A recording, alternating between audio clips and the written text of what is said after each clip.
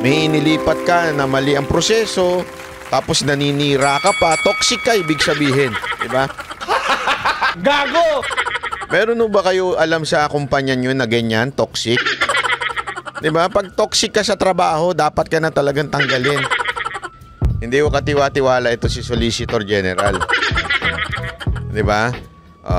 Ngayon, hindi ko alam kung kanino nakarating kasi ngayon nagtatrabaho daw to sa isang senador. At ngayon nga daw, ang ginagawa nitong Solicitor General na ito ay sinisiraan daw ang ilang mga tauhan ni VP Sara Duterte. Okay? Siguro, may isang senador dyan, alam naman natin kung sino senador yun, hindi na natin kailangan pangalanan. Sinasabi nga ni VP Sara Duterte, in due time, kasi sabi niya, isa lang ang kumukumpas dito sa mga senador na si Ontiveros, si Trillanes at saka si Franz Castro. Sabi ni VP Sara Duterte, may isang kumukumpas lang. At may isa silang bossing, ha? At mukha na itong si Solicitor General ay nautusan na alam mo yun, maging witness laban dito kay VP Sara Duterte para sa kanyang para naman alam mo na yun, para masira kasi siyempre kung ikaw ga naman tinanggal ka sa alam mo yun, tinanggal ka, sabihin na natin tinanggal kasi pinaalis siya to resign, okay, to mag-resign, pero ang talagang doon, tinatanggal ka kasi nga may mga bad record ka na. Aside from sa bad record mo, nagsolicit ka, di umano, may inilipat ka na mali ang proseso, tapos naninira ka pa, toxic ka, ibig sabihin. Diba? Gago! Meron ba kayo alam sa kumpanya nyo na ganyan, toxic?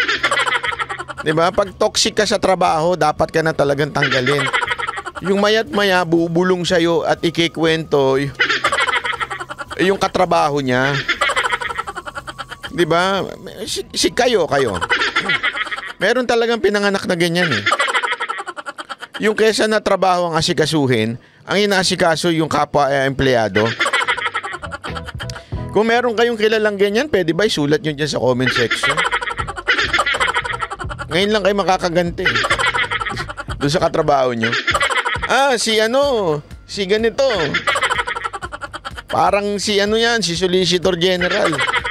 Meron akong katrabaho. Ganito siya, pareho niyan, toxic. Porket ako ang paborito kasi ako yung sumusunod.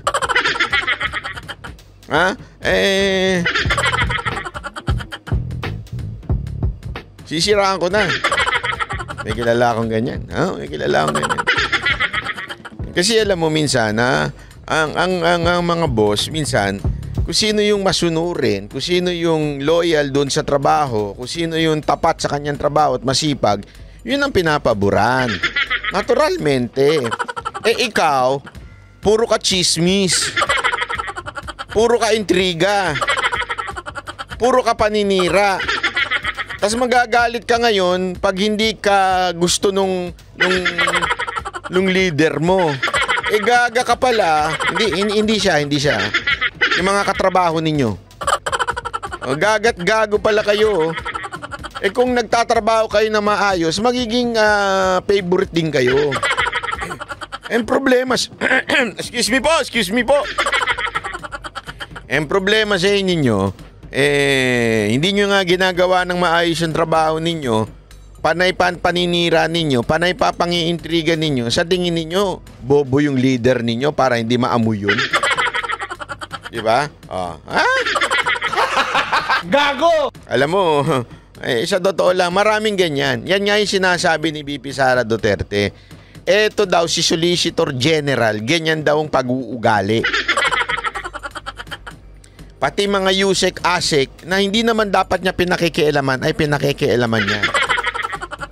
Alam mo, usong-uso yan sa government office, yung siraan. Kasi sa government office, lalong-lalo na kung ikaw ay marami akong alam na ganyan. Kasi nung panahon nga ni Mocha, di ba? Meron kasi tayo mga tinatawag na yung career officer, ibig sabihin, na-appoint sila doon not because of the president, the sitting president, but because meron silang kontrata na mahaba. Sabihin, even mawala yung presidente na sitting at that time, tuloy-tuloy ka kasi nga ikaw ay nakakontrata, career officer ka, di ba? Problema pag yung mga appointed officer o kunwari mga katulad na ni Mocha, minsan nagagalit sila, parang sino ka ba? Wala kang karapatan dito. Ako naghirap dito, ang tagal ko ng director dito, bakit hindi akong inappoint na ASIC? Ikaw, sino ka ba? Artista ka lang. Bold star ka lang. Tapos bigla kang, porket inano ka kaagad ni Digong, assistant secretary ka kaagad. Siguro, ganyan. Mga ganyan, mga chismoso, mga hindi nila matanggap di ba? Marami yung ganyan. Kuwari, hindi ko dapat maging Yusek. Kasi ganito ka, wala kang pinag-aralan. Wala kang ganito. Porkit sip-sip ka lang. Yan, ganyan sabi nga nito, di ba, 40 years na daw siya sa gobyerno. 40 years na daw siya. Ibig sabihin, eto yung mga tipong may karir na. Mahaba na yung karir. Tapos biglang may papasok na bagong sekretary. May mga i-appoint na sarili niyang tao. Usong-uso yan sa gobyerno, yung biglang nagagalit sila dun sa mga bit-bit ng sekretary. Siyempre ikaw, sekretary ka Alam naman ang pagpasok mo, hindi mo bibit-bitin yung mga tapat, mga loyal mong tauhan na kasama mo na ever since. Ibig sabihin, tumingin ka pa lang, alam na ko na iuutos. May mga ganun Kailangan yun ang ganun sa opisina Di ba? Hindi na kailangan magpaliwanag ni BP Sara Duterte. Alam na kagad ng mga tauhan niya kung ano yung gustong mangyari ni BP Sara Duterte. Kasi nga, matagal na niya lang kasama si BP. Minsan, yung mga mapapride, yung matataas ang ego. Ako, nagtatanong lang Solicitor General. Kasing taas ba ng kilay mo, yung ego mo? Hindi, ako nagtatanong lang Kasi minsan nadadama yung kilay sa ego wala. Kasing taas po ba ng kilay ninyo yung ego ninyo? Na, bakit ganito? May mga bagong inappoint na mas malapit kay BP Sara Duterte. Ako yung matagal na dito. Ako ang reyna ng kalakaran dito sa loob ng DepEd. Hindi natin alam kung anong kalakaran yun. Pero alam mo yung mga ganon. Di ba? Ayan, tanong tuloy dito, Madam. Kasing taas po ba ng kilay niyo yung ego nyo? Ako yung nagtatanong lang Alam nyo, mali yung ipinasok ninyo. Kung meron man nagdidikta sa inyo at nagsasabi sa inyong, sige, kaming bahala sa'yo. Kami nang bahala sa'yo. Kami nang bahala sa karir mo. Kami na, ako na. Basta ito lang sabihin mo, ito lang ang gawin mo. Madam,